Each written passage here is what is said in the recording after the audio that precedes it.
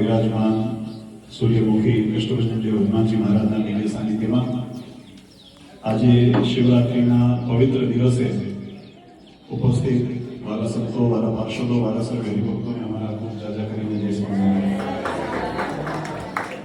જે આ સ્થાનનો મહિમા અને આ પ્રસંગનો આયોજનનો હેતુ એ આપણી સન્મુખ હમણાં બધાને કીધો છે.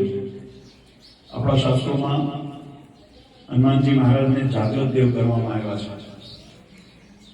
પરમાત્મા જ્યારે જ્યારે ધરા ઉપર અવતાર ધારણ કરીને ચરિત્ર કરવા પધારતા હોય, પછી ભગવાન રામ રૂપે આવ્યા હોય, ભગવાન કૃષ્ણ રૂપે આવ્યા હોય, ભગવાન શ્રી રૂપે આવ્યા હોય, ત્યારે રુદ્રાંશ જેને કહેવામાં આવે છે એવા હનુમાનજી મહારાજની અખંડ જે સેવા ભક્તિ એના દર્શન આપણને ત્યાં જોવા મળે છે.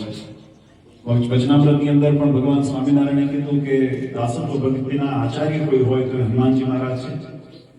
કારણ કે જેવું સમર્પણ, જેવી એમની આત્મનિષ્ઠા જે પરમાત્માની પ્રત્યે જે હતી, એવી જો ગુણ આપણામાં આવી જાય તો આપણા જીવનની અંદર પણ ભગવાનનો એવો જ રાજીપો એ કાયમ પ્રાપ્ત થાય.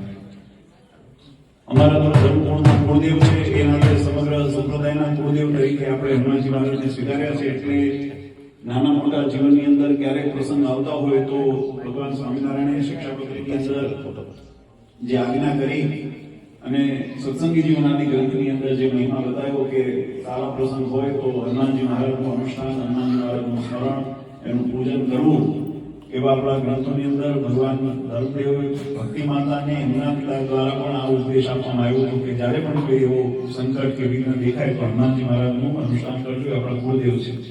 અને એ નાતે જ્યારે બાળલાલજી મહારાજનો જન્મ થવાનો હતો એટલે મનોમન સંકલ્પ બધાને થાય કે આ બધા પ્રસૂતિ વગેરેનું જે કાર્ય છે નિર્વિઘ્ને પૂર્ણ થાય તો હનુમાનજી મહારાજ કુળદેવ છે, અમારી રક્ષા કરે અને પરિવારની અંદર એમનો ખૂબ જતનથી એમને એ જન્મ નિર્વિઘ્ન થાય એવા સંકલ્પ સાથે એમને દર્શન કરાવવાનો અને સાગર પુરાનો સંકલ્પ જેમ હમણાં વાત કરી ગોવિંદ મહારાજનો અને અમારા ગાડી ચલાવે છે અભયસિંહભાઈનો હતો.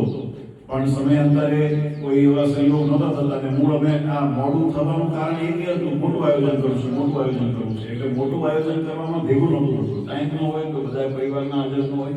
પણ આજે પછી એમ થયું કે શિવરાત્રીનો પવિત્ર દિવસ છે અને ભગવાનના આ એક સંકલ્પમાંથી ઋણ કહેવાય છે, સંકલ્પનું એમાંથી એક વખત મુક્ત થઈએ. પણ આજે અમારે બાપુને એક સંકલ્પ થયા હનુમાનજી મહારાજ કે સાનિધ્ય મેં કે આવતા દિવસોની અંદર, કારણ કે કોઠારી સ્વામી અહીંયા પહેલા રામાયણની કથા કરી હતી સૌ પ્રથમ પહેલી વખત, એટલે આવનાર દિવસોની અંદર એવું ભવ્ય આયોજન કરીએ કે અહીંયા 5 દિવસ કે 7 દિવસની સુંદર કથા થાય અને એમાં પુનઃ પાછા ભરપૂર તૈયાર